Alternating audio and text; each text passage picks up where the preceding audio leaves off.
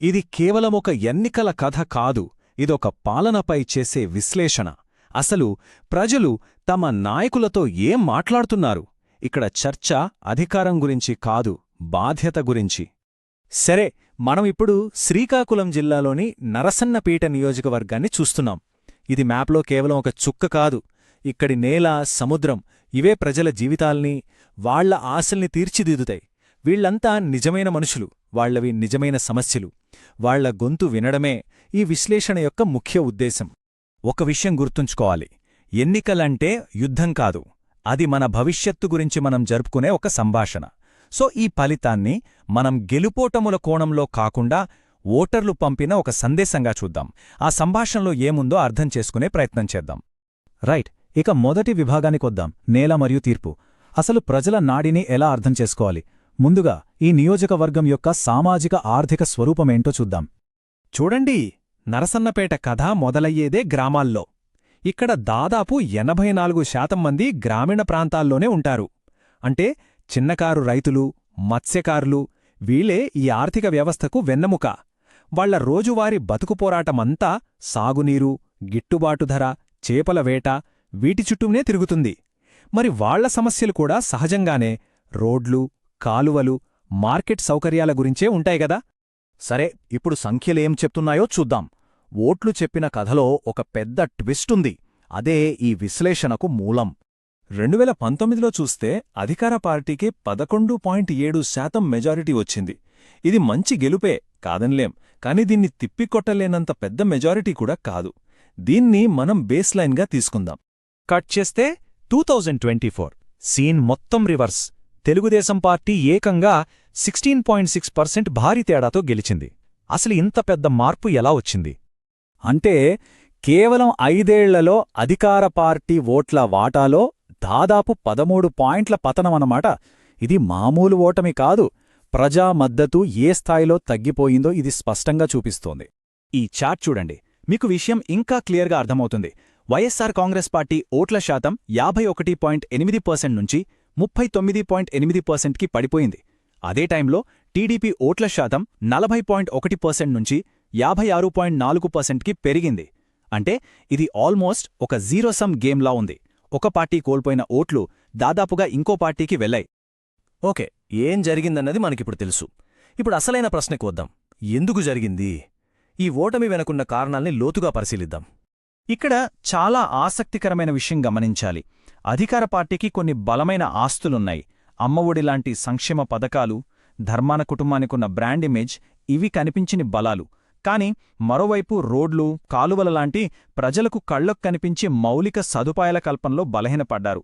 So ఇది కనిపించని బలాలకి, కనిపించే బలహీనతలకి మధ్య జరిగిన పోరాటం అన్నమాట. చూడండి, ప్రజాస్వామ్యంలో వాదోపవాదాలు, తీవ్రమైన చర్చలు అనేవి చాలా అవసరం. కాని మన రాజ్యాంగ విలువలు మనకొక విషయం గుర్తుచేస్తాయి. మనం ఎంత గట్టిగా మాట్లాడినా మన మాటల్లో బాధ్యత ఉండాలి. ఎదుటివారి గౌరవాన్ని కించపరిచేలా ఉండకూడదు. సరే, ప్రజల అసంతృప్తి ఎక్కడ ఎక్కువగా ఉంది? ఈ హీట్ మ్యాప్ చూస్తే మనకు కొన్ని క్లూస్ దొరుకుతాయి. NH-16 పనుల్లో ఆలస్యం వల్ల ప్రయాణికులు, ట్రాన్స్పోర్టర్లు తీవ్రంగా ఇబ్బంది పడ్డారు. మత్స్యకారులకు కోల్డ్ స్టోరేజులు లేవు, ఇంధన ధరలు ఎక్కువయ్యాయి. రైతులకు సగం పూర్తయిన కాలువలు, నీటి కొరత.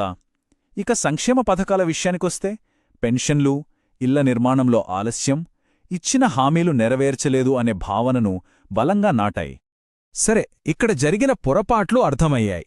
ఇప్పుడు ఇలాంటి ఇతర నియోజకవర్గాల్లో ఏ వ్యూహాలు పనిచేసేయో చూద్దాం. పోల్చి చూస్తేనే కదా మనకు పాఠాలు తెలిసేది. 2024 ప్రచారంలో ఈ రెండు కూటముల వైఖరిలో చాలా తేడా ఉంది. అధికార పార్టీ సంక్షేమ పథకాలను కొనసాగిస్తామని చెప్పి ఒక రక్షణ, స్థిరత్వం అనే సందేశాన్ని ఇచ్చింది. దీని మనం విష్ణు దుర్గ రూపంగా అనుకోవచ్చు. కాని ప్రతిపక్ష కూటమి ప్రభుత్వ పాలనపై చాలా దూకుడుగా దాడి చేసింది, శివరూపం.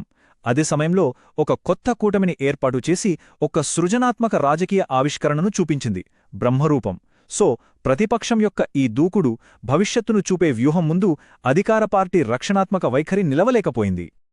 రైట్, ఇప్పటిదాకా జరిగిన విశ్లేషణ నుండి మనం నేర్చుకున్న పాఠాలతో ఇప్పుడొక యాక్షన్ ప్లాన్ తయారు చేద్దాం.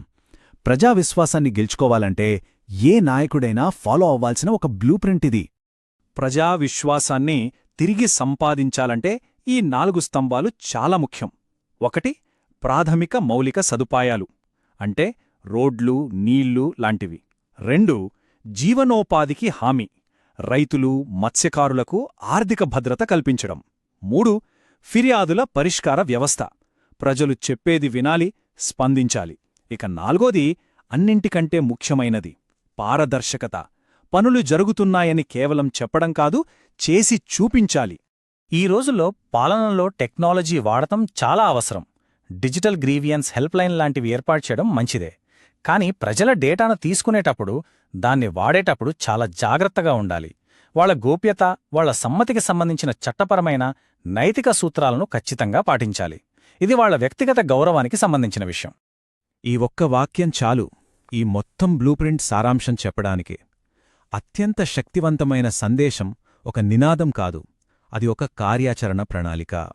సరే, ఇక ముగింపు దశకు వచ్చాం. ఈ ఒక్క నియోజకవర్గం కథ నుండి మనం నేర్చుకున్న పాఠాలను ఏ ప్రాంతానికైనా వర్తించే ఒక సార్వత్రిక పాలనా సూత్రంగా ఎలా చూడొచ్చో చర్చిద్దాం. మరి అసలు ప్రశ్న, ఈ విశ్వాసానికి మార్గం ఎక్కడ మొదలవుతుంది? దానికి సమాధానం అధికార భవనాల్లో లేదు. ఆ మార్గం మొదలయ్యేది గ్రామాల్లోని డేటాలో. ప్రజలు చెప్పేది వినడం ద్వారా దాన్ని నిర్మించాలి. చేసిన పనులతో దాన్ని కొలవాలి. నిజాయితీతో దాన్ని నిలబెట్టుకోవాలి. సో ఫైనల్గా మనం అర్థం చేసుకోవాల్సిందేంటంటే, ఎన్నికలంటే కేవలం రాజకీయాలు కాదు, అవి పాలన కోసం చేసే ఒక డేటా ఇంజనీరింగ్. ప్రజల అవసరాలు అనే డేటాను సరిగ్గా విశ్లేషించి దానికి తగ్గట్టుగా పాలన అనే ఒక వ్యవస్థను నిర్మించడమే అసలైన నాయకత్వం.